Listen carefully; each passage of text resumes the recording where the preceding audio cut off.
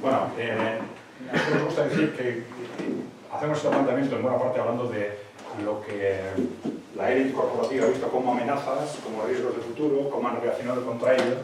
Es decir, bueno, pues muchas veces esos riesgos para esas élites corporativas son oportunidades para nosotros, ¿no? Y entonces hay que fijarnos en principio en lo que es el desarrollo científico y tecnológico, ¿no? Y una parte de nuestra sociedad desconfía cada vez más de esto, ¿no? ¿Y por qué desconfía? Pues porque fundamentalmente el desarrollo científico y tecnológico es bueno o malo no por sí mismo, sino según cómo se gestione y en función de qué intereses se gestiona. Estamos tan acostumbrados a que no se gestione en función del interés general, sino en función de intereses particulares, que nos ponemos a la defensiva, desconfiamos de que el desarrollo científico y tecnológico realmente, que a la hora de enfocar el futuro realmente sea algo por lo que hay que apostar. Pero las posibilidades objetivas que existen en este momento con los desarrollos tecnológicos y científicos que ya existen o con los que están en marcha, la verdad es que son inmensas si somos capaces de gestionarlas para vivir mejor, digamos, ¿no?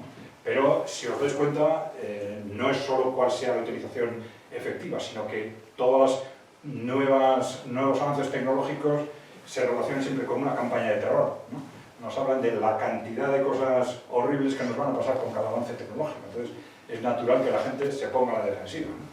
Pero bueno, como ejemplo, yo siempre me acuerdo, y nosotros lo comentamos más de una vez, ¿no? Una televisión a que nos llevaron 2 semanas seguidas. En una de ellas nos hablaban de un informe que había salido sobre el cambio tecnológico y cómo el cambio tecnológico iba a generar un 40 o un 50% de paro. Entonces se hablaba de la 4ª revolución industrial, ahora se está diciendo lo mismo con la inteligencia artificial, ¿no? Entonces era la robotización, etc. Dice, bueno, entonces discutimos eso, que bueno, que depende cómo se gestione y tal y cual. Bueno, la semana siguiente nos sacan otro informe diciéndonos, es que, fíjate, con la evolución demográfica que tenemos, aquí dicen que nos van a faltar, no sé qué, no, ya, 400.000 personas. Pero vamos a ver, tú no te acuerdas de lo que me dijiste la semana pasada. No se acuerdan. Aquí todos son terrores, todos son miedos. Es así, ¿no? ¿Y por qué no podemos pensar cómo utilizamos los avances cada uno de los avances tecnológicos? Porque un avance tecnológico dice, bueno, igual que dices que va a sobrar la mitad de la gente, pues decir, aunque fuera así, aunque no se crean nuevos puestos de trabajo, podemos todos trabajar la mitad, ¿no? Es así de simple, ¿no? Pero eso no lo dice nadie, ¿no? Es curioso, ¿no? Pero bueno. Pero por eso el cómo enfocamos al desarrollo científico y tecnológico y al servicio de quien se pone es clave. Pero claro, no tenemos que perder esa perspectiva, porque las perspectivas excesivamente negativas nos hacen olvidarnos del futuro y olvidarnos de plantearnos hacer nada, ¿no? Pero esto sucede también en la literatura, en el cine, todas las películas de ciencia ficción son terroríficas, ¿no? El mundo se destruye por una guerra atómica, el mundo se destruye por una invasión de zombies, el mundo se destruye por una invasión alien. Todos son así, el 99,99%, si queréis, ¿no? Entonces, claro, psicológicamente estas cosas son muy importantes, ¿no? Claro, el mundo en los siglos pasados, terrorífico. En el mundo futuro, la cantidad de cosas malas que pueden pasar, pues vivo en el mejor de los mundos posibles, ¿no? Entonces, visualizar utopías racionales, vamos a decir, pero visualizar utopías es muy importante, ¿no? Para que nos movilicemos, ¿no? Y las utopías científicas, racionales también, por supuesto, pues hay que trabajarlas, ¿no? Y hay que darse cuenta de las enormes posibilidades que tienen, ¿no? En este momento podríamos, seguramente, desarrollándolas, trabajar mucho menos, ¿no? Sí, aunque nos concentráramos exclusivamente en ese ámbito, ¿no? Internet, bueno, ya sé que tú has hablado a vez de aspectos positivos y negativos de Internet, ¿no? Pero de cualquier forma es un instrumento extraordinario, ¿no? Para la formación, para la difusión de información, un instrumento al que, por cierto, las élites le tuvieron mucho miedo en los años 90, ¿no? Cuando hablaban, yo he hablado solo del tema geopolítico, pero además del tema geopolítico y del modelo socioeconómico, decían que un peligro estratégico para ellos era Internet. Y por eso, esa fue una de las razones fundamentales de poner en marcha las redes sociales, un intento de controlar Internet, como luego han ido con la censura, etc. Pero a través de Internet ellos han tenido la sensación de que había una parte pequeña pero creciente de la población que se les escapaba, ¿no? Y luego, de este tema de los países emergentes, bueno, todos sabemos que hay cosas que nos gustan y que no nos gustan, de la India, de Rusia, de China y tal, pero hay que pensar en qué podemos aprender. Si a China le ha ido también económicamente, ¿qué podemos aprender de China? ¿Qué podemos aprender de un país o del otro? Bueno, yo intentaría fijarme en lo que hemos comentado antes, este tema de los gobiernos por encima de las empresas. Que hablamos mucho de democracia, pero ¿qué democracia hay si las empresas están por encima del gobierno? Ninguna. Hay otra cuestión que normalmente hemos confundido los derechos civiles con la democracia. Y democracia es lo que es. Democracia es decir, gobierno del pueblo. Si no manda el pueblo, si no manda el gobierno que tú has elegido, sino que mandan las grandes empresas, ahí no hay democracia, aunque haya derechos civiles. Es una cosa distinta. Ha habido avances en Europa y en Estados Unidos muy importantes en el ámbito de los derechos civiles, está claro. Que haya democracia es otra cuestión. Bien, y luego este tema de gestionar con objetividad y de forma la opción entre empresas públicas y privadas. Es decir, en cada empresa y cada sector, objetivamente, qué es mejor y qué es peor.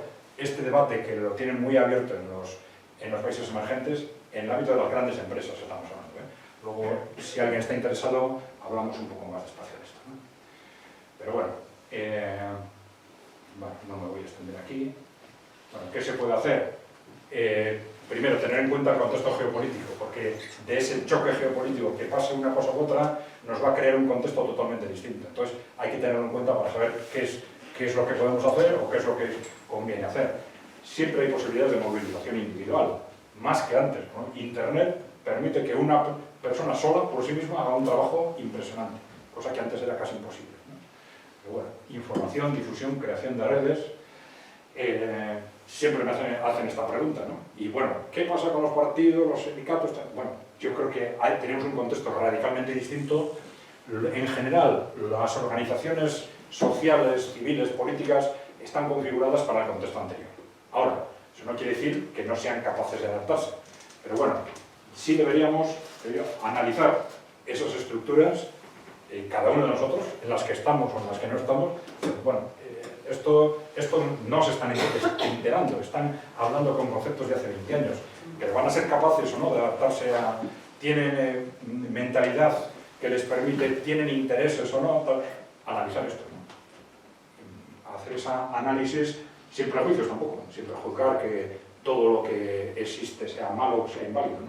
Si es necesario, pues habrá que crear nuevas estructuras, que siempre es complicado, evidentemente. Bien. Y si prepararse para tres posibles contextos, ¿no? Una situación similar a la actual, un nuevo contexto geopolítico o si queréis, contexto catastrófico, pues por distintas razones, ¿no? Y también bueno, ¿y en el País Vasco qué? ¿En Euskal Herria qué pasa? ¿No? Bueno, pues no sé, algunos conceptos, ¿no? Y aquí todos somos mucho más sensibles y aguzamos las orejas cuando mencionamos esto, ¿no?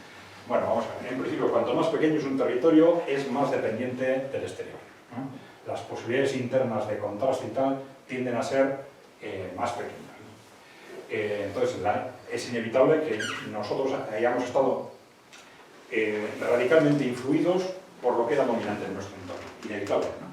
Bueno, esto hace que sea muy importante, más que en los países grandes, ese contexto geopolítico, para un posicionamiento ideológico individual y colectivo. No solo el posicionamiento personal, es decir, saber qué es lo que está pasando en el mundo, porque al final las ideologías así se construyen, ¿no? Lo que es izquierda, derecha, la ideología A, B, C o D, siempre toma como referencia cuáles son las ideologías que se están moviendo en el mundo, ¿no? Entonces, el que geopolíticamente esto se mueva en una dirección o en otra es clave incluso desde el punto de vista de posicionamiento personal. Bien. Y luego también ese entorno va a tener, sin ninguna duda, un impacto sobre nuestra evolución política, ¿no? Tenemos ahí un factor que hay que tener en cuenta, esa tendencia de los países pequeños de aliarse con el diablo si hace falta. Que se sienten muy débiles frente a los países grandes de alrededor, y dicen, ¿quién está dispuesto a echarme una mano? El diablo, pues contigo. Es así, ¿no? Es así, y viendo, analizando internacionalmente qué hacen los países pequeños, pues es casi inevitable, es muy difícil que se escapen de esa dinámica, ¿no? Bueno, desde los años 90, ya hemos comentado, hemos vivido en un mundo unipolar, todo el mundo en Occidente ha buscado aliarse con Wall Street y la City, también nosotros, ¿no? Lo dejo ahí. Bueno, este sometimiento a Wall Street, a la City, al mundo anglosajón, tiene muchas ventajas, mientras son ellos los que mandan. pero también tienen riesgos en un entorno cambiante. Entonces, hacer apuestas de ese tipo que resulta que pueden ser apuestas perdedor dentro de 5 años, cuidado. Bien. Riesgo de no reposicionarse a tiempo, es posible reposicionarse, bueno, hay que analizar líder por líder, organización por organización. Bueno, y esto es un comentario que nos hicieron el otro día. Tanto hablar de no a la OTAN, no a la OTAN, ¿por qué no se habla en positivo de sí a los BRICS? Dice, pues cambiar el eslogan de no a la OTAN por sí a los BRICS.